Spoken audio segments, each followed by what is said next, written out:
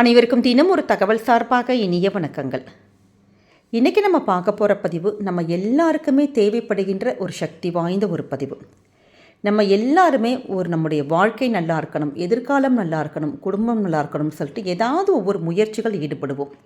இப்போ ஒரு படிப்பாக இருந்தால் படிப்பு சம்மந்தப்பட்ட முயற்சிகள், இப்போ ஒரு கல்யாணத்துக்கு நம்முடைய குழந்தைகளுக்குன்னா நம்ம அதற்கான ஒரு முயற்சிகள், இல்லை வேறு ஏதாவது ஒரு பிஸ்னஸ் நம்ம ஆரம்பிக்கிறோன்னா அதற்கான முயற்சிகள், அப்படி எந்த ஒரு விஷயத்தையும் நம்ம ஆரம்பித்தாலுமே அதில் நமக்கு வெற்றி கிடச்சிருச்சுன்னா நமக்கு ரொம்ப சந்தோஷம்தான். ஆனால் அதையும் மீறி எல்லா முயற்சிகளும் நம்ம எடுத்துட்டோம், நமக்கு சில முட்டுக்கட்டைகள், தடைகள், விக்னங்கள்லாம் வரும் பார்த்திங்களா?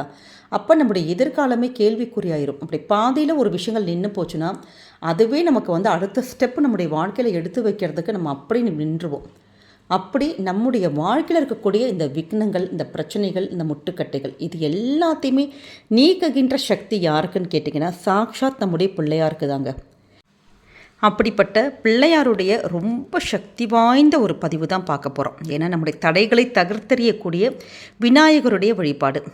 வாழ்க்கையில் முழுமுதற் கடவுளாக திகழக்கூடியவர் தான் விநாயகர் பெருமான். அவரை நினச்சி எந்த ஒரு விஷயங்களும், எந்த ஒரு நம்ம காரியங்கள் நம்ம செஞ்சாலுமே கண்டிப்பாக வெற்றியில் தான் முடியும். நமக்கு விதியே எழுதியிருக்கு, நமக்கு அந்த ஒரு விஷயங்களால் பிரச்சனைகள் வரும்னா கூட பிள்ளையாரை வணங்கிட்டு போய், பிள்ளையாரப்பா எனக்கு இதில் நல்லபடியாக நீ முடிச்சு கொடுப்பா நம்ம நீங்கள் வேண்டி பாருங்களேன், நிச்சயமாக பிள்ளையாருடைய அருளால் அந்த ஒரு விஷயம் உங்களுக்கு ஸ்மூத்தாக அப்படி சுமூகமாக முடியுங்கிறது தான் ஒரு ஐதீகம். அப்படிப்பட்ட பிள்ளையாருடைய ஒரு சூக்ஷ்மமான ஒரு வழிபாட்டு முறை தான் நம்ம எடுக்கக்கூடிய விஷயங்கள். நம்முடைய ஒரு விஷயங்களுக்குன்னு கிடையாதுங்க, நம்முடைய வாழ்க்கையில் இருக்கக்கூடிய எல்லா ஒரு நல்ல விஷயங்கள், நல்ல காரியங்கள் எல்லாமே வெற்றிகரமாக நமக்கு நடக்கிறதுக்கான நம்முடைய முன்னோர்கள் சொல்லிக் கொடுத்த ஒரு எளிமையான பிள்ளையாருடைய பதிவு தான் பார்க்க போகிறீங்க. அப்படிப்பட்ட சக்தி வாய்ந்த ஒரு பதிவு தான். பதிவுக்குள்ளே போகிறதுக்கு முன்னாடி நம்முடைய சேனலை சப்ஸ்கிரைப் பண்ணாமல் பார்த்துட்ருக்கோங்க, கண்டிப்பாக சப்ஸ்கிரைப் பண்ணிக்கோங்க. அப்போ தான் எங்களுடைய எல்லா நல்ல நல்ல பதிவுகளுமே உங்களுக்கு உடனுக்குடனே வரும். இப்போ பதிவை பார்க்கலாம். பிள்ளையாருக்கு இந்த ஒரு விஷயத்தை நம்ம எங்கே செய்யணும் அப்படின்னு கேட்டிங்கன்னா, கோவிலுக்கெல்லாம் போக தேவையே இல்லைங்க. எளிமையான முறையில் நம்முடைய வீட்டில் பூஜை அறையில் செஞ்சாலே போதும். அதுவும் திங்கட்கிழமை, செவ்வாய்க்கிழமை, புதன்கிழமை, வியாழக்கிழமை, வெள்ளிக்கிழமை, அப்படி எந்த ஒரு கிழமையாக இருந்தாலும் சரி, இல்லை சங்கட சதுர்த்தியாக இருக்கட்டும், சதுர்த்தி நாட்கள், அதுவும் இன்றைக்கி வந்திருக்கக்கூடிய சதுர்த்தி கூடுதலான ஒரு விசேஷம் அப்படிங்கிறாங்க.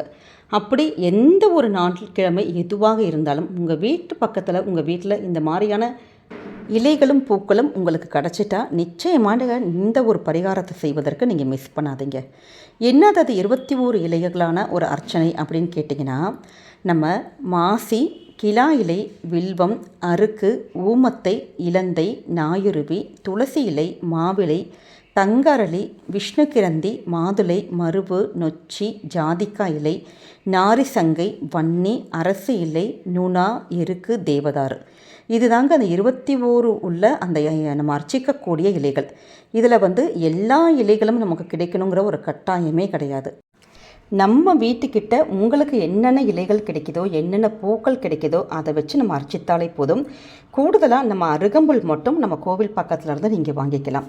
இந்த ஒரு விஷயத்தை நீங்கள் வாரத்துக்கு ஒரு முறையோ 15 நாட்களுக்கு ஒரு முறை அப்படி ஏதாவது ஒரு கணக்கு வச்சு, சதுர்த்தி வர நாட்கள், சங்கட சதுர்த்தி வர நாட்கள், அப்படி நம்முடைய வீடுகளில் இந்த எளிமையான ஒரு பூஜைகள் சொல்லி வழிபட்டாலே போதும். நிச்சயமாக வாழ்க்கையில் இருக்கக்கூடிய எந்தவித ஒரு தடைகள், நமக்கு பிரச்சனைகள், இது எல்லாமே கண்ணு முன்னாடி நீங்குங்கிற ஒரு ஐதீகம்.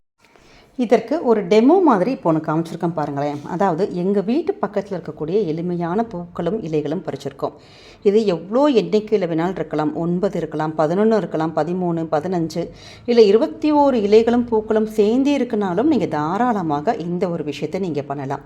இதற்கு இப்போ பாருங்களேன், ஒரே ஒரு வெற்றிலை ஒன்று எடுத்திருக்கோம். வெற்றிலைக்கு அப்புறமேட்டு பிள்ளையாருக்கு விசேஷமான இந்த எருக்கம் இலை கிடச்சா கூடுதலான விசேஷம். கண்டிப்பாக எல்லா சாலையோரத்துலையுமே, ரோட்டு முக்கில், தெருமுக்கில் கண்டிப்பாக நமக்கு இந்த இலை கிடைக்குங்க. அதனால் கண்டிப்பாக இந்த இலையை நீங்கள் உபயோகப்படுத்திக்கோங்க.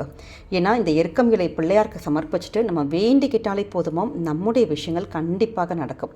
அதே மாதிரி மாதுளம்பழ இலை எடுத்திருக்கோம். அதே மாதிரி நம்ம ஒரே ஒரு செம்பருத்தி இலை ஒன்று எடுத்திருக்கேன். அதோடு கூட மருதாணி இலை எங்கள் வீட்டில் இருந்தது. மருதாணி இலையும் நல்லது தானேன்னு சொல்லிட்டு அதையும் எடுத்திருக்கேன். அதே மாதிரி துளசி இலைகளும் எடுத்திருக்கேன். இதோடு சேர்ந்து இதனுடைய பூக்கள் இருக்குது பார்த்தீங்களா, இது இல்லாமல் நீங்கள் முல்லைப்பூ இருக்குன்னா முல்லையுடைய இலையை எடுத்துக்கலாம், முல்லைப்பூக்கள் எடுத்துக்கலாம். இப்போ நான் ஒரு செம்பருத்தி ஒரு பூ எடுத்திருக்கேன். இதே மாதிரி எருக்கம் செடியிலேருந்து ஒரு எருக்கம் பூவையும் நான் எடுத்திருக்கேன். இந்த மாதுளம்பழ செடியிலேருந்து மாதுளம்பழ பூவையும் எடுத்திருக்கேன். இப்போ அருகம்புல்லானது இப்போ எங்கள் கிட்டே இல்லை. இப்போ அதனால் இப்போ நம்ம கோவில் பக்கத்தில், ஆனால் முக்கியமான ஒரு விஷயமே நமக்கு அருகம்புல் தான். அதனால் அருகம்புல் மட்டும் உங்களுடைய வீட்டு பக்கத்தில் அந்த கடையில் எங்கேயாச்சும் நீங்கள் வாங்கிட்டீங்கனாலே போதும்.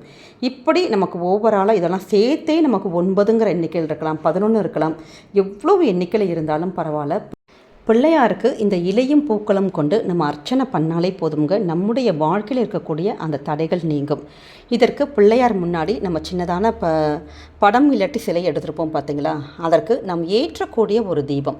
உங்கள் வீட்டில் ஒரு காமாட்சி தீபம் ஏற்கனவே ஏற்றிருந்தாலும் பரவாயில்ல, சின்னதான ஒரு அகல் விளக்கில் நம்ம பிள்ளையாருக்கு உரித்தான, அதாவது நம்முடைய காரியங்கள் நடக்கணும் அப்படின்னு நினச்சிட்டு ஏற்றக்கூடிய இந்த தீபம் நம்ம எப்பயுமே பஞ்சத்திரி போட்டு ஏற்றுவோம். அதோடு கூட சேர்ந்து அந்த பஞ்சத்திரியோடு சேர்ந்து வெட்டி வேரையும் சேர்த்து நீங்கள் அதோட கூட அந்த திரியோடு சேர்ந்து முறுக்கி நெய் அல்லது நல்லெண்ணெய் விட்டு பிள்ளையாருக்கு இந்த ஒரு தீபத்தை ஏற்றணும். இப்படி சூக்ஷ்மமான முறையில் இந்த வெட்டிவேர் தீபமும் இந்த இலை அர்ச்சனையுமே போதும். நம்முடைய வாழ்க்கை முழுக்க நமக்கு பிள்ளையாருடைய அருளால் நல்ல நல்ல விஷயங்கள் எல்லாம் நடக்கும். அப்படி அந்த ஒவ்வொரு இலையாக வச்சு அந்த பிள்ளையார், அந்த மஞ்சள் பிள்ளையாருக்கு நம்ம அர்ச்சிக்கிறப்ப நீங்கள் ஓம் கம் கணபதியே நமக, ஓம் கம் கணபதியே நமகங்கிற அந்த ஒரு மந்திரம், ஏன்னா இந்த ஒரு மந்திரமே போதும் நமக்கு. இல்லாட்டி இந்த மந்திரம் கூட சொல்ல கஷ்டமாக இருக்கும் அப்படின்னா ஓம் பிள்ளையாரே போற்றிங்கிற அந்த ஒரு எளிமையான ஒரு வார்த்தை கூட சொல்லலாம். ஆனால் ஓம் கம் கணபதியே போற்றி அந்த நமகங்கிற அந்த ஒரு வார்த்தைங்கிறது அவ்வளோ ஒரு சக்தி வாய்ந்த ஒரு மந்திரம். அந்த மந்திரம் கொண்டு இது மாதிரி வெட்டிவேர் தீபம் ஏற்றி நம்ம ஒவ்வொரு இலைகளும் பூக்களும் வச்சு சுவாமிக்கு நம்ம அர்ச்சனை பண்ணுறப்ப நிச்சயமாக நம்முடைய குடும்பத்தில் எவ்வளவு என்ன தடைப்பட்ட விஷயங்கள் எதுவாக இருந்தாலும் அதையெல்லாம் நிவர்த்தியாகி நல்ல நல்ல விஷயங்கள், நல்ல காரியங்கள், சுப காரியங்கள் இது எல்லாமே நடக்க ஆரம்பிக்கும். அதனால் குடும்பம் நல்ல சந்தோஷமாக மகிழ்ச்சியாக, இல்லை காரிய தடைகள் எல்லாம் நமக்கு விலகி நம்ம ஏதாவது ஒரு காரியம் நடக்கணும்னா இந்த பிள்ளையாருடைய ஒரு வழிபாட்டை மட்டும் நீங்கள் வீட்டில் தொடங்கி பாருங்கள். நிச்சயமாக என்றைக்குமே வாழ்க்கையில் ஏற்றம் தாங்க. தும்பிக்கையானை மட்டும் நம்பி இந்த வழிபாடு பண்ணுங்கள். வாழ்க்கையில் நம்பிக்கையோடு உங்கள் கைப்பிடிச்சு நம்முடைய வாழ்க்கையில் மேலே ஏறத்துக்கு பிள்ளையார் கண்டிப்பாக வழி காமிப்பார். அதனால் நிச்சயமாக இந்த ஒரு விஷயத்தை மட்டும் நீங்கள் வாரத்துக்கு ஒரு முறையோ 2 முறையோ 15 நாட்களுக்கு ஒரு முறை, மாதத்துக்கு ஒரு முறை, அப்படி ஏதாவது ஒரு நாள் கிழமை நீங்களே ஒரு தீர்மானம் பண்ணிவிட்டு இந்த எளிமையான விஷயத்தை மட்டும் பண்ணுங்கள்.